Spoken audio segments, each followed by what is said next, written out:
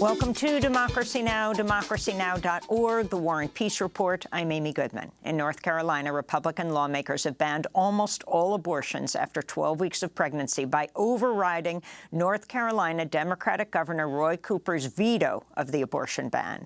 Protesters inside the state capitol began chanting "shame, shame, shame" Tuesday night after the North Carolina Senate and House approved the ban.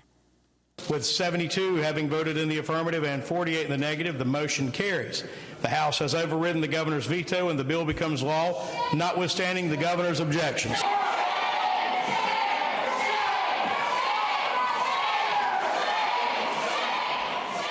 Republican lawmakers in North Carolina secured a veto-proof majority in April when a longtime Democrat, Tricia Cotham, defected and became a Republican. North Carolina Democratic State Representative Julie Van Hafen blasted the new abortion ban. It certainly feels to many people in this chamber and watching tonight that this bill is being rushed through because members know that this devastating ban on abortion is deeply unpopular. You've already heard from many others tonight about how this bill will hurt women in our state, how it will hurt business, how it will hurt families, how it will hurt women coming here from other states to seek health care. So why? Why are we doing this? Why are you so determined to subvert the popular will of our state?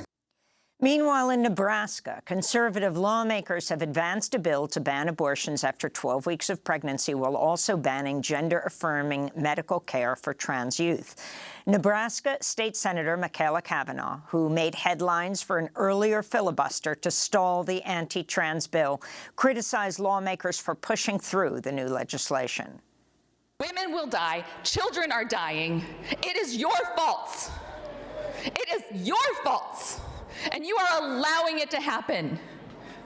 You do literally have blood on your hands, and if you vote for this, you will have buckets and buckets of blood on your hands. Voters went to the polls Tuesday in Pennsylvania, Kentucky, and Florida. Kentucky Attorney General Daniel Cameron, who's a close ally of Mitch McConnell, won the Republican primary for Kentucky governor. He'll face Democratic Governor Andy Beshear in November.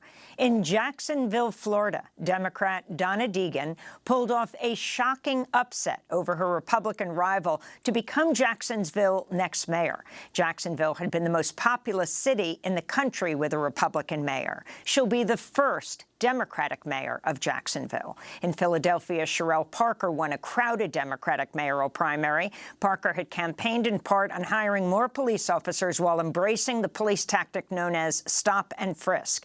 In the heavily Democratic city, Parker appears set to become the first woman and first black woman to run Philadelphia. President Biden's announced he's cutting short his trip to Asia as negotiations continue over lifting the debt ceiling in order to avoid the United States defaulting on its debt for the first time. On Tuesday, Biden met with House Speaker Kevin McCarthy and other congressional leaders at the White House, but little progress was reported. McCarthy continues to push for sweeping budget cuts and new work requirements for recipients of the Supplemental Nutrition Assistance Program known as SNAP. We'll have more on the debt talks after headlines. President Biden's flying to Japan today for a meeting of the G7 in Hiroshima. The White House has announced he'll return to Washington after the summit instead of going to Papua New Guinea and Australia as planned. Biden was supposed to meet with leaders from Pacific Island nations and the so-called Quad. Biden would have been the first U.S. president ever to visit Papua New Guinea. At the G7, leaders are expected to discuss imposing new sanctions on Russia, including a ban on Russian gas imports through pipelines connecting to Germany and Poland. Biden will become just the second U.S. president after Barack Obama to visit Hiroshima, where a U.S. nuclear attack in 1945 killed 140,000 people and seriously injured another 100,000. Ahead of the talks, the Nobel Prize-winning International Campaign to Abolish Nuclear Weapons called on G7 member nations to unequivocally condemn any and all threats to use nuclear warheads and to sign the Treaty on the Prohibition of Nuclear Weapons. They were joined in their call by survivors of the 1945 U.S. nuclear attack on Hiroshima, known as Hibakusha, like 85-year-old Teruka Yahata. I want them, the G7 leaders, to seriously acknowledge the inhumanity of nuclear weapons. These are weapons that can destroy humankind. I want them to strongly feel that these are terrible things and that they have to be abolished. A Chinese special envoy has arrived in Ukraine as part of a Chinese-led effort to end the 15-month-old war. The envoy, Li Hui, is expected to also visit Russia, Poland, France, and Germany. Meanwhile, the South African President Cyril Ramaphosa has announced that leaders from 6 African nations will soon visit Moscow and Kyiv on a peace mission. Ramaphosa said he recently spoke with Russian President Vladimir Putin and Ukrainian President Volodymyr Zelensky. My discussions with the two leaders demonstrated that they are both ready to receive the African leaders and to have a discussion on how this conflict can be brought to an end.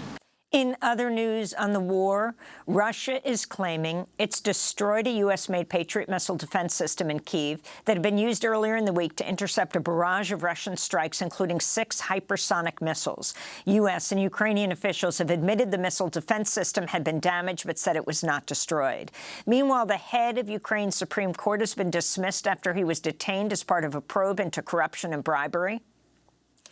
A new report from the Cost of War Project at Brown University is estimating at least 4.5 million people have died as a consequence of the wars in Afghanistan, Iraq, Pakistan, Syria, Yemen, Libya, and Somalia after the United States launched its so-called war on terror following the September 11th attacks.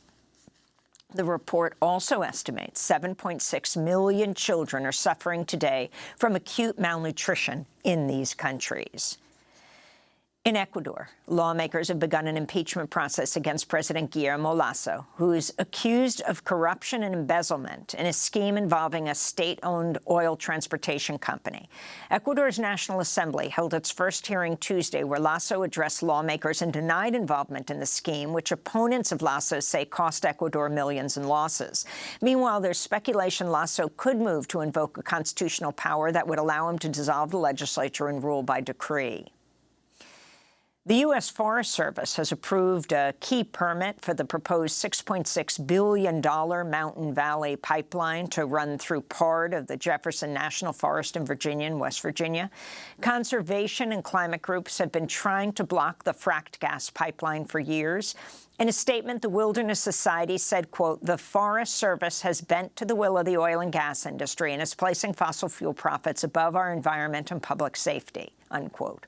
One key backer of the pipeline has been West Virginia Democratic Senator Joe Manchin.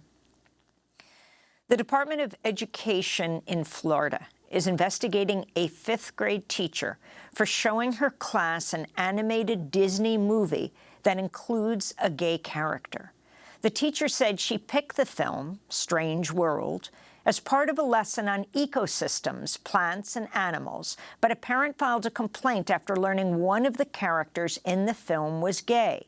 The teacher, Jenna Barbie, talked about the investigation in a video on TikTok. The reason I was turned in is because one of the split students was a school board member's daughter.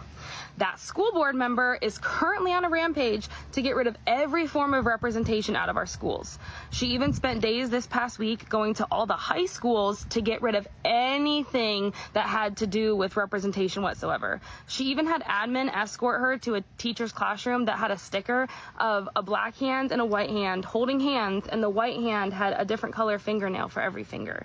So the school board member called the Department of Education on me for indoctrination before ever coming to our school to talk with me or admin about the situation.